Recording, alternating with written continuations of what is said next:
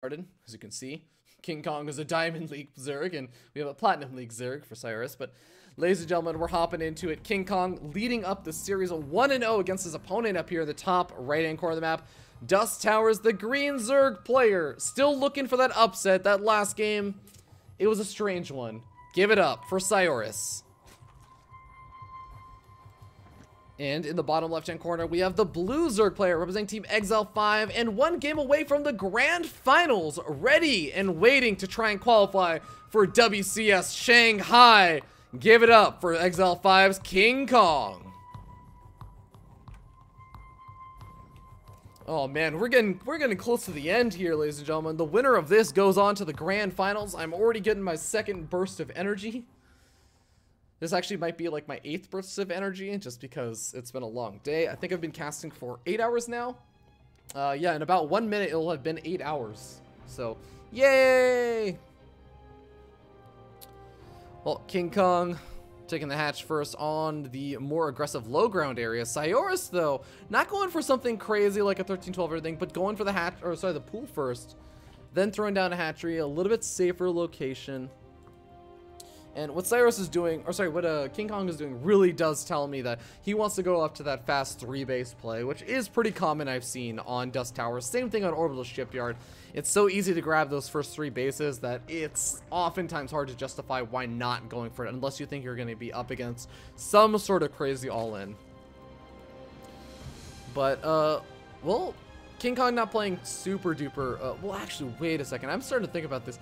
This is going to be a potential opportunity for a big mind game. I mean, with the forward 3rd expansion taken as the natural expansion, this is going to be a lot harder for Sioras to scout out whether or not this back base is taken.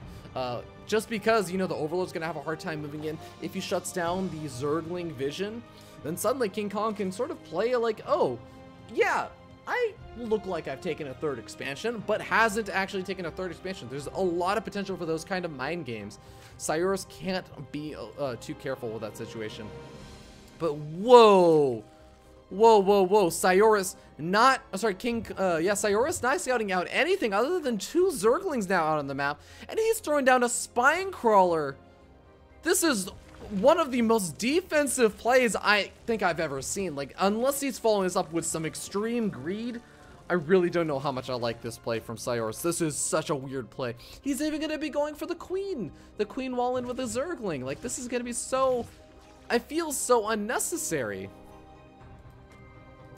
I mean, I suppose maybe you get some of those resources from the fact that he didn't go for a scouting drone or something weird like that, but I mean, it's not exactly like his opponent went for a scouting worker. I really don't know what to make of this spine crawler.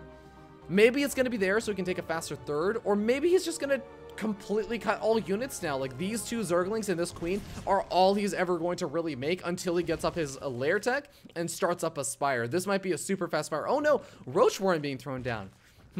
Evolution Chamber. Is this going to be an, could this be an or Roach drop?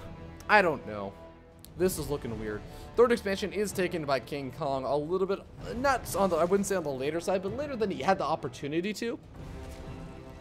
KingkOng definitely opting to go for a handful more of those earlier Zerglings. Does not manage to get a scout off on anything, though. He sees the spine crawler, though. The spine crawler is going to be the really weird thing. And of course, also seeing that there is no 3rd expansion just yet. That is most certainly a little bit weird. Well, the continued queen walling in, though, gonna be a bit awkward. Just for, I guess, the fact that there's nothing defending a 3rd expansion, and that should be such a ridiculously big reveal. KingkOng has got to be playing on the defensive. He's getting up his own lair tech a bit later than Sioras is, but still getting up his lair tech. Gonna have the opportunity to get up some roaches. And his roach count isn't going to be super far behind either. It's, you know, 6 roaches to 3 right now, but those roaches are going to be popping up. And unless there's something like a Nidus Worm coming out from Sioras, I'm wondering how this works. How in the world does he make this work? Sure, you get a +1 missile attacks. That's all well and good. Maybe he gets the Nidus Worm after, or like try and time it up so that missile attacks is finishing up at the same time the Nidus Worm is popping up. I really feel like the fact that this 3rd expansion is so much later for Sioras, though, is a big problem. He's even sitting down 10 workers right now. KingkOng has basically been able to get away with a 3-hatch opening completely unpunished.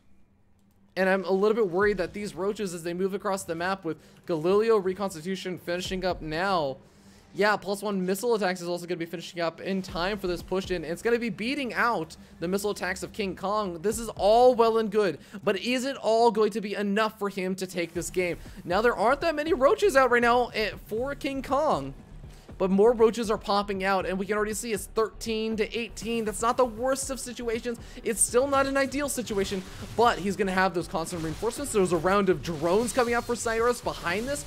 Rather than more roaches, it's 50-50 workers. And with the Queen adding in some extra DPS, I don't know if this is going to be enough for Sioras to break on through. Definitely not. And KingkOng going to be finishing up his own roach speed. Seconds too late to actually chase down these roaches and really punish Sioras.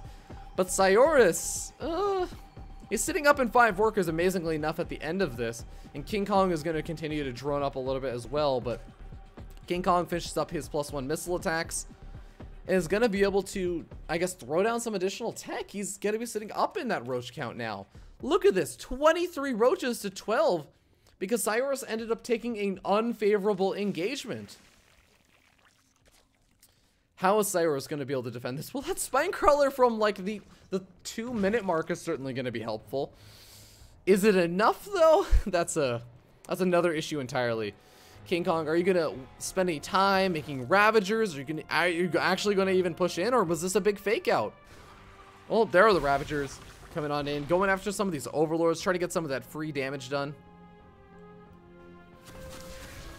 And, oh, not going to be able to get a kill off an Overlord, a little bit unfortunate, but more and more Ravagers, or sorry, Roaches are being made for Sioras. So behind all this, I don't think that KingkOng is really looking to do the big attack.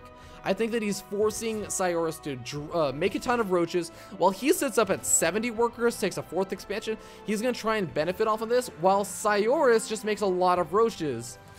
And there is a scary moment where Sioras starts to catch up in that roach count and start to overtake KingkOng. Now you can see it's 34 roaches to 25, and now finally KingkOng is saying, oh, I've got up my money 67 drones. Like, I'm totally okay with making some roaches now. I don't need to make any more drones. But Sioras is just still kind of in paranoia mode. Like, is this attack going to come? Okay, it looks like he's finally feeling comfortable. The attack is not coming, but he made a lot more roaches during this time that he could have been making those drones. He could have been grabbing that 4th a little bit faster. Maybe even teching up a little bit more. And behind this, KingkOng grabbing that Hydralisk Den is going to be able to start to move into lurkers, as well as, of course, just straight up Hydralisks. And take out some of these Overlords. I will not say that he has the best of aim, but if you throw out enough of those corrosive bile shots, it doesn't really matter. Of course, it's also nice because he's accounting for the fact that Sioras will start to move those Overlords and start to micromanage them and pull them away from the Ravager shots. But here we go. Sioras sitting at 61 roaches to 42. And this could actually go pretty well for Sioras. In fact, there's a great concave advantage over here. Sioras is dominating this engagement. Did KingkOng play a little bit too greedy? Oh no, he's losing a lot of his roaches. He's got to pull back out of here. And now we're starting to see this is 16 to 40 roaches. And what is there to defend? Not just the 4th expansion, what is there to defend the 3rd? Hydralisk Den is trying to turn into a lurker den as fast as humanly possible, as zergingly possible. But I don't think it's going to come out in time. So many of the drones on hold position, trying to make it a bit awkward for the pathing, but a lot of them already gone down. And I think that Sioras may be able to take this game just with a straight up counterattack, just with pure roaches being made and saying, hey, KingkOng, you played a little bit too greedy in this game, and I'm going to punish you for it. GG gets called. Sioras tying up the series.